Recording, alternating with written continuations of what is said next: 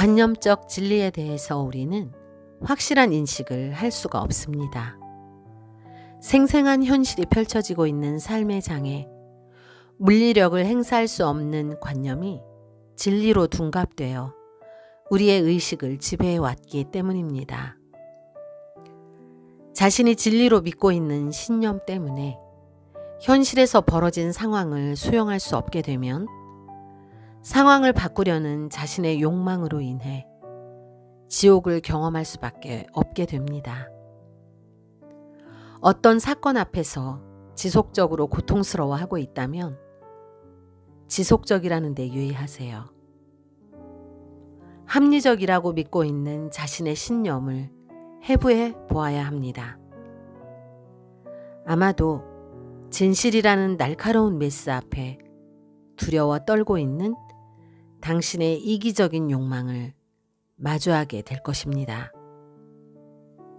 어떠한 일이 있어도 서로를 위해 사랑의 의무를 다하겠다는 서약 따위는 모두 잊어버리고 가정의 근간을 뒤흔드는 잘못을 저지른 것도 모자라 애꿎은 배우자를 탓하며 용서조차 구하지 않는 비겁함이나 어찌어찌 용서는 구했다 하더라도 자신의 치부를 가리기에 급급해 상대 배우자의 상한 마음에 무례를 거듭하는 뻔뻔함, 가정에 문제를 일으킨 배우자를 향해 당연한 권리인 듯 분노를 쏟아내고 원색적인 심판을 자행하며 실상은 자신을 피폐하게 하는 행위로 이것은 이기심에 민낯일 뿐입니다. 그 어디에도 존재에 대한 존중이나 이해, 수용이나 사랑은 찾아볼 수 없습니다. 이 때문에 가정에 돌이킬 수 없는 상처를 남기게 됩니다. 실제로 벌어진 일보다도 그에 대한 잘못된 대처 때문입니다. 여전히 해결되지 않는 갈등 때문에 고통받고 있다면 자신의 태도를 점검해 보시기 바랍니다. 상대에 대한 원망과 앙심으로 가정 안에 끊임없이 먹구름을 들이우고 시도 때도 없이 천둥 번개를 쳐댄다면 어떻게 가정이 유지가 될 수 있을까요? 상대의 태도를 탓하며 끊임없이 자신을 괴롭히는 한 가정의 회복은 그림의 떡일 뿐입니다. 왜 자신만 노력해야 하느냐고 울부짖는 안타까운 분들이나 관계의 회복을 위해 노력하는 것을 마치 상대를 위해 희생하는 것으로 받아들이는 분들은 자신의 삶을 위해 자신을 올바르게 사랑하고 있는지, 자신보다 상대 배우자를 더 중요한 존재로 인식하고 있지는 않는지 깊이 돌아보아야 할 것입니다.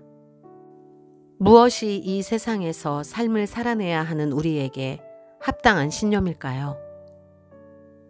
끝내 채울 수 없는 욕망의 노예가 되어 피폐하게 되는 것은 아닐 것입니다. 불완전한 세상에서 살아가려면 어떻게 해야 할까요? 그것은 불완전함에 유연하게 대처하며 함께 흐르는 것입니다. 시간이라는 거스를 수 없는 물리력의 말입니다. 파트너와 함께 멋진 춤을 추는 것처럼 시간과 함께 사건을 수용해내는 것입니다. 통제나 분노나 저항이 아니라 가만히 마주 바라보며 어떻게 함께 흐를 것인지를 찾아내는 것입니다. 그래야 심장이 뜯길 것 같은 고통에서 드디어 벗어날 수가 있게 될 것입니다. 문제가 너무 크게 보일 땐 거품을 걷어내고 원형을 보도록 노력해야 합니다. 표면으로 드러난 문제의 방대함을 정리하기란 너무나 어렵기 때문입니다. 그 문제적 원인의 뿌리를 찾아 밑으로 내려가다 보면 불완전하고 미숙한 존재 자체를 보게 되고 그와 별반 다를 바 없는 내 존재의 미숙함도 함께 보게 됩니다. 또한 그러한 불완전함들이 서로 얽혀서 지탱하며 삶이 유지되는 것을 이해할 수 있게 됩니다. 이전에 알던 이분법적인 논리에는 전혀 들어맞지 않는 불가해한 일들 속에서도 세상이 유지되고 있다는 사실 때문에 갑작스럽게 새로운 사고의 틀을 받아들이게 됩니다.